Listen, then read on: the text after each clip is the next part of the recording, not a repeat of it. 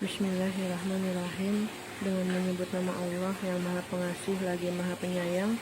Alhamdulillahirrabbilalamin. Segala puji bagi Allah, Tuhan semesta alam. Allah tidak ada Tuhan yang berhak disembah melainkan Dia yang hidup kekal, lagi terus-menerus mengurus makhluknya, tidak mengantuk dan tidak tidur. Kepunyaan-Nya lah apa yang ada di langit dan bumi. Tiada yang dapat memberi syafaat di sisi Allah tanpa izinnya.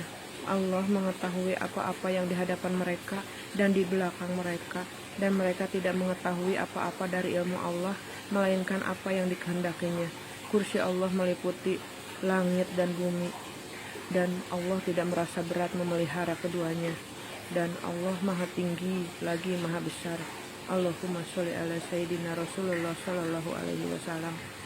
Pada kesempatan ini, etika berhias ini ada di surat Allah Subhanahu wa Ta'ala berfirman. Ini di ayat ini jelas bahwa perempuan ini hendaknya tetap di rumah. Janganlah kamu berhias dan bertingkah laku seperti orang-orang jahiliyah dahulu. Ini dimaksudkan memang jangan berlebih-lebihan ya, dan bertingkah laku seperti orang jahiliyah. Ini ada hadis Nabi Muhammad SAW. Nah, ini yang harus hendaknya diingat. Setan tak selalu menggoda keinginan itu menjadi indah dalam pandangan. Jadi memang apabila berhias kita pengennya memang cantik dan cenderung jadi berlebih-lebihan gitu. Bukan tidak boleh, akan tetapi harus diingat karena pada akhir zaman nanti akan muncul suatu kaum yang bersemir dengan warna hitam seperti tembolok merpati. Jadi karena di sini fitrah berhias, dan juga ada hadis Nabi bahwa pada zaman dahulu ada yang menjulurkan tangan dan dia tidak memakai tidak diwarnai gitu tangannya, dan Nabi menyarankan untuk mewarnainya, dan ini juga berlaku di wajah. Akan tetapi harus diingat karena di tangan diwarnai, di wajah juga diwarnai untuk membedakan dengan laki-laki dan perempuan.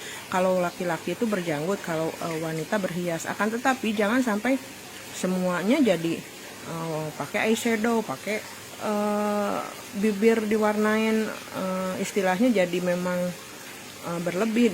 Di sini tetap harus ingat bahwa ada setan yang memang menggoda untuk selalu berhias berlebihan. Nah, Allah yang menjadikan bumi untukmu sebagai tempat menetap, langit sebagai atap, dan membentukmu lalu memperindah rupamu.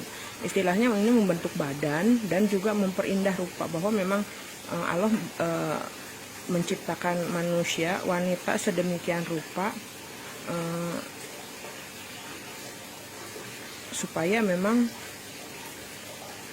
kita ingat juga. Nah, penciptaan, dia menciptakan, Allah menciptakan manusia dari tanah kering seperti tembikar.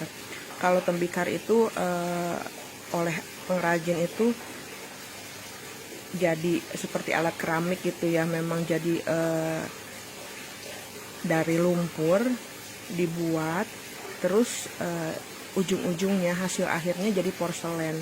Jadi dari falsafah ini bahwa memang badan kita, tubuh kita itu memang Allah jadikan indah.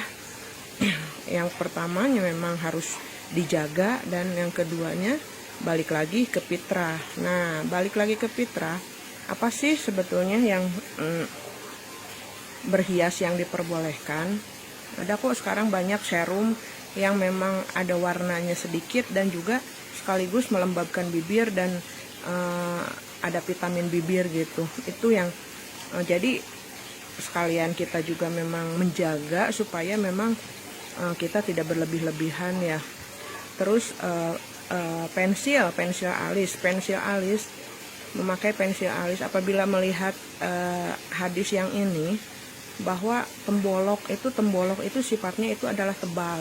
Jadi walaupun memakai warna hitam atau warna coklat itu rentan, memang sama saja kalau sifatnya jadi menebalkan.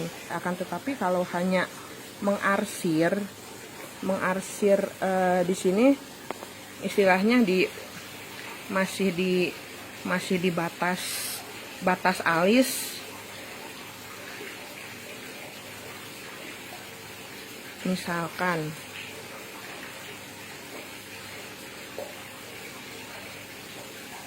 hanya untuk mempertegas, itu masih diperbolehkan.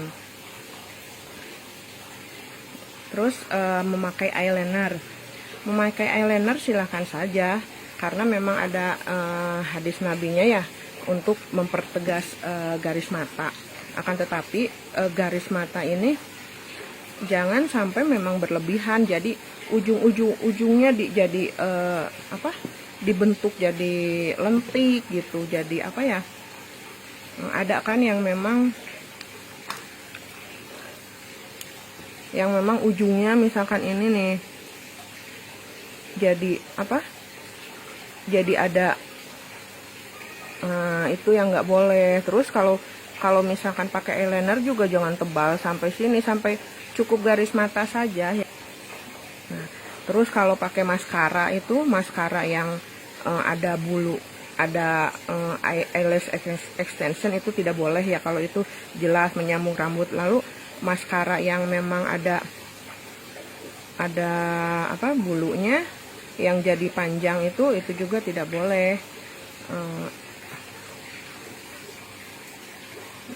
Terus nah, kalau misalkan ini berlenggak-lenggok dan condong ketaatan, misalkan kita berhias lalu kita niat di TikTok itu untuk dilihat oleh laki-laki, dilihat kecantikannya, dilihat memang badannya seksi walaupun menutup aurat, itu tidak boleh.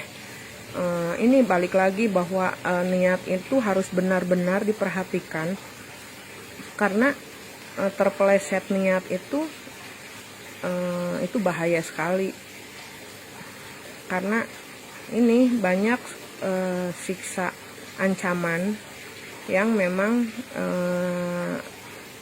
menghiasi fitrah wanita. Ada dijadikan indah, barang siapa mengubah ciptaan Allah. Terus ada lagi yang ini condong dari ketaatan, menyambung rambut, terus kecintaan terhadap yang diinginkan, karena itu fitrahnya wanita itu berhias, jadi yaitu fitrah bisa jadi fitnah gitu. Ini yang harus benar-benar gitu benar-benar diperhatikan, bahwa niat itu harus apa kita berhias itu, apakah memang ingin dilihat laki-laki atau apa. Ini yang harus benar-benar mengelola niat ini, karena kalau tidak niatnya tidak benar, ini rawan sekali menjadi dosa, dan ancaman-ancaman yang ini itu bisa kena. Ya, tadi disebutkan bahwa penciptaan itu tembikar, sifatnya tembikar itu biasanya sebagai alat, sebagai untuk bahan untuk jadi keramik ya, dibentuk oleh pengrajin alat keramik itu, jadi memang ngebentuk, terus jadinya hasilnya memang jadi misalkan jadi guci, jadi apa gitu ya, memang jadi bagus gitu kan. Jadi sebagai syukur nikmat kepada apa yang sudah diberikan kepada kita berupa badan itu, hendaknya memang kita harus menjaga badan itu